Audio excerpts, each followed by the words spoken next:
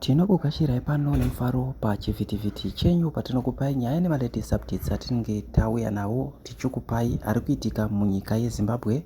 Nyaya hombe yatakakubatira inyaya yeZANU-PF succession battle, ndo yatauya kuti tikuzivisei. Tiri kukurudzira vatsva kuti garai masubscriber motena all notification bell kuitira patinoposta mavideo muwe muri vekutanga kuona mavideo atinenge taposta pano. Nyaya yeZANU-PF succession battle inyaya yatora kunetsa mubato reZANU-PF yakonzera makakatanwa, yakonzera mareshuffles nezvimwe zvinhu zvakaipa zviri kuitika muZANU-PF nekutretenana kuri kuitwana mamembers eZANU-PF kunyanya kuPolitburo nekusenderawo komiti. Naizvozvo nyaya hombe yandakabata inyaya yekuti Chiwenga ari kupomerwa nyaya yekuti iye ari kushandisa anti-corruption kuti ahwine vanhu, ruzhinji rwevanhu.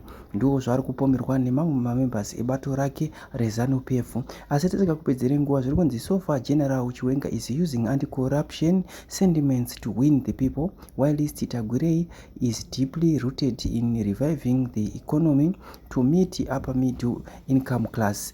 2 months ago, Dr. Tagurei said he wishes to see Zimbabwean economy reaching 50 billion by 2050.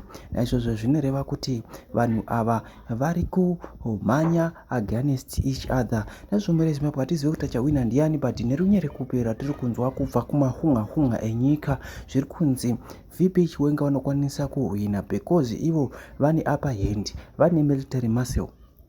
Ndiyo nyaya iri kubuda mumastreets esocial media. Naizvo muri Zimbabwe tinokutendai nekuteerera kwenyu pano pachivhitivhiti. Thank you for watching.